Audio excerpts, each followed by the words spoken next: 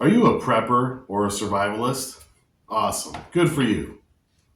You got a lot of pew pews? Neat. That's cool. You got a bug out bag? Awesome. Good for you. Do you have a first aid kit? What? No? Why not? Listen, you got to have a first aid kit. Not only for everyday emergencies, but in post apocalyptic emergencies. Think about it. After SHTF, you're going to have to be your own police department. You're going to have to be your own fire department. You're going to have to be your own ambulance, and you're going to have to be your own grocery store.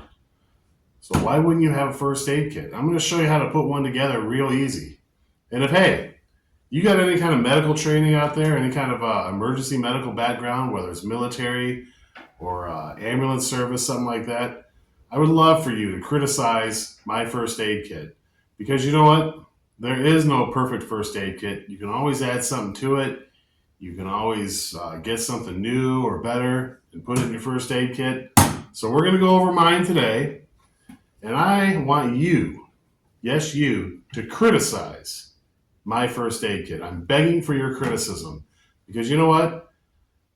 That's what makes us better. You know how many awesome comments I've gotten on my videos where people have pointed out things or suggested ideas that have made my preps better? You should definitely check out the comments section. There's some really smart people in there with some really good advice. So we're going to get into it. I want you to criticize my first aid kit. I'll show you what I've got in here, but not only what I've got in here, but how I've got it in there. Stay tuned. Should be a fun video.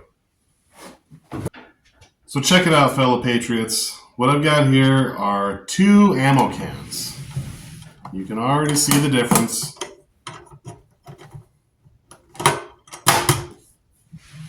Look at that. Now, obviously these are 2 different ammo cans, but they do have something in common. They're both from Harbor Freight. Chances are there's a Harbor Freight near you. And an ammo can makes a great container for a first aid kit. They have a gasket around here. It keeps the water and bugs and everything out. But also think of how easily you could fit this behind the seat of your truck or in the trunk of your car or on your porch or wherever you might need a first aid kit to be at. You never know when you're going to need these emergency supplies. But chances are, wherever you're at, whatever you're out doing, you're within a certain distance of your vehicle, you're within a certain distance of your home, you should have first aid supplies readily available. So, we've got the small, and we've got the large. Now, let me show you what I've got in this small ammo can. Nothing! Absolutely nothing! You know why? Because originally this was my first aid kit can, and I realized it just wasn't enough room for what I needed, for what I wanted to be in my first aid kit. It was just a little too small.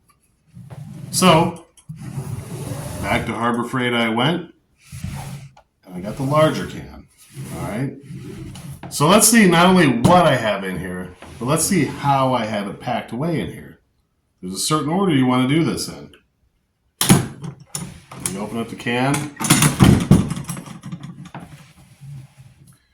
The first thing you're going to notice right on the top, tourniquets. Tourniquets. Look, I even got a second tourniquet right on top, just in case. So if I apply one tourniquet and that doesn't do the trick, I can always throw a second one on there, right?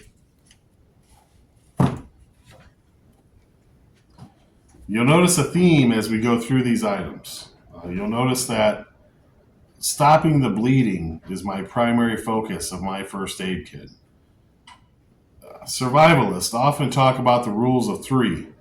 You can go 3 weeks without food, 3 days without water, 3 minutes without air, right? We've all heard that before. But did you know that you can bleed to death in just as little as 3 seconds? So if you've got food stored up, because we can go 3 weeks without food, a lot of preppers, a lot of survivalists have food stored up. we can go 3 days without water. A lot fewer preppers and survivalists will have water stockpiled.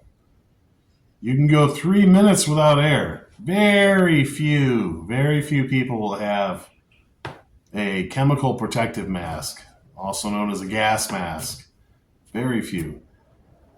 And you can bleed to death in 3 seconds. That's the one they never tell you about. A minuscule amount of preppers and survivalists will have a first aid kit. So, I'm preaching here. Put yourself together a first aid kit. Put the most important things that you're going to need real quick on top. Lesser important things toward the bottom. It's all about accessibility, right? Okay, next up. I've got a couple of Israeli bandages. Now, if you don't know what an Israeli bandage is, it's basically a pressure dressing. It's a way to control bleeding by applying pressure. In a future video, I'm gonna show you how to put one of these on. I'm going to show you how they work.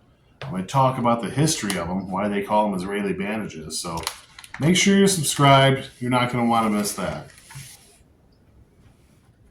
What's next? I've got a couple packs of Bleed Stop. It's that powder you can put on there to try to help stop the bleeding. We've got triangular bandages. All right, these make good wound packing material. You can make a sling out of one. They're just a giant piece of cloth. I mean, if worse comes to worse, it's a bandage, right? So, okay. Now we've got gauze, more gauze. And if you're going to have gauze, you got to have tape. Okay. Speaking of tape, there's also this kind of tape. They call it like athletic tape.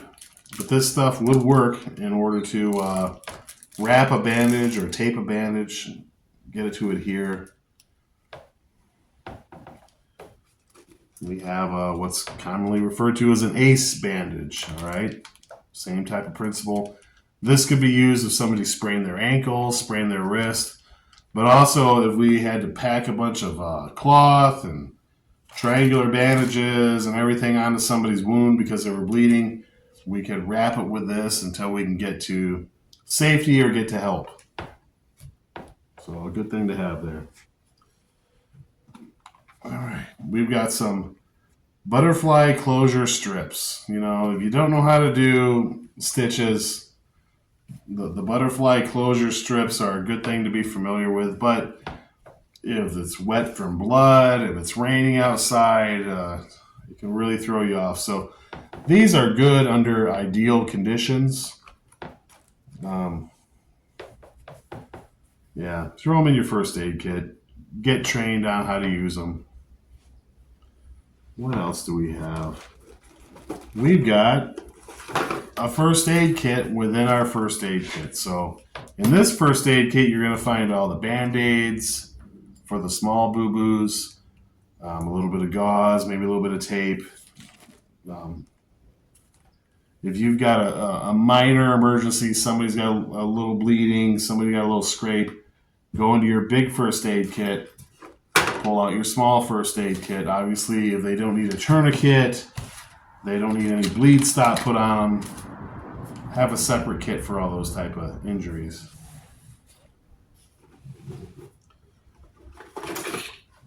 This goes along those same lines. It's the big Band-Aid, right? It's the big one. So good to have just in case. All right.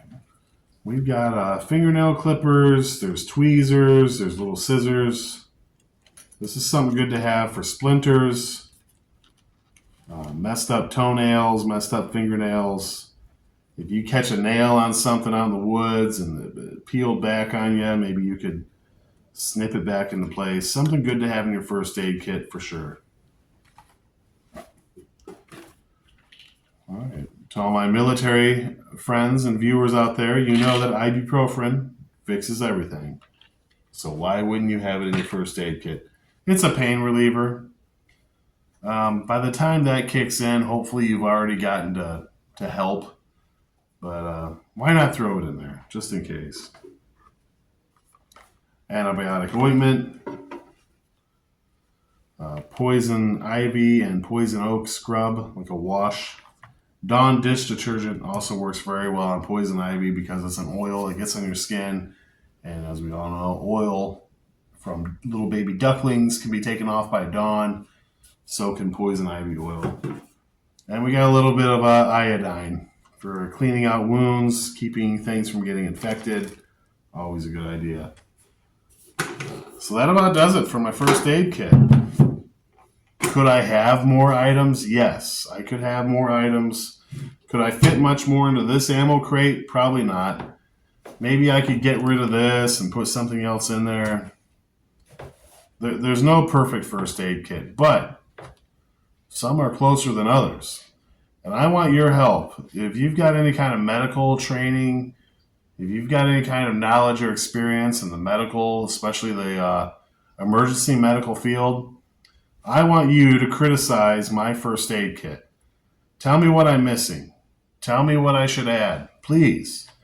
Because your comments down below will be seen by others and be seen by me and can only help to make our first aid kits better. Things that I know I'm lacking in, I know I don't have like a sucking chest wound bandage. I could probably use more gauze, maybe more tape. What else? One of those anti-choking devices. I haven't really messed with those too much, but that'd be something great to throw in a first aid kit, especially if you have small children. So tell me what you think. Please criticize my first aid kit. Lay it on me. I want to know what you think of my first aid kit. It's one thing to buy all this stuff and throw it in an ammo can. It's another thing to actually have training on these things. But I've been trained extensively on emergency first aid. I know how to put on an Israeli bandage. I know how to apply a tourniquet. I know how to do wound packing. If you don't, make sure you get out there and take a class. The American Heart Association has some really good classes. There's check with your volunteer local fire department. They'll even train you to be an EMT. How cool is that? You'll get all sorts of good training that way. But make sure that you educate yourself, not just by watching YouTube videos, but actually going to a class, applying these things and having someone critique you and correct you when you mess it up. It's as good as gold. Think about it. You'll go to the range, you'll fire your pew-pews, you'll do that all day long, but how many hours of medical training do you have? Probably, no offense, I'm guessing not very much. You're watching the Olive Drab Alliance here on YouTube. Thank you very much. To those of you who've seen my videos before, thanks for coming back and giving us a second, third, fourth, fifth look, whatever that may be. Thank you guys. You guys have made the channel what it is today. A lot of you are aware that I am a military veteran, so I've had some training through the military on this stuff. But many of you don't know that I'm also a former EMT, and I'm currently an American Heart Association BLS instructor. Who'd have thought? Just some fat guy on YouTube who goes on hikes and camps and cooks spam I actually have a little bit of knowledge about a few things. So, I'm not going to make the channel about this stuff, but I'm going to incorporate some of my knowledge and skills into the channel. So in the future, you might be able to see me use an Israeli dressing and teach you how to use it. You might be able to watch me apply a tourniquet and learn how to use it. So stick around. We're still going to do the hiking, the gardening, the survivalist stuff, but I think it's important that everyone pick up a little bit of knowledge on first aid. This isn't going to become a first aid channel, all right? But if you're a survivalist, you're a prepper, if you're a camper, if you're a backpacker, if you're someone who likes to walk miles and miles away from civilization and get away from everything, And you need to know this stuff just in case something happens 30 miles away, right? So, with that said, I'm done preaching. I wanted to say Happy Easter to everyone. Christ is risen. This video should come out maybe tonight, maybe tomorrow. Tomorrow's Easter. I also want to say thank you to all those that have subscribed. I want to say thank you to everyone who's watched, and I really appreciate it. It's been a wild ride, man. Like, it's been crazy, this YouTube journey I've been on. I'm glad you've been on it along with me. So I will see you all down the trail somewhere. Until then, have a great day.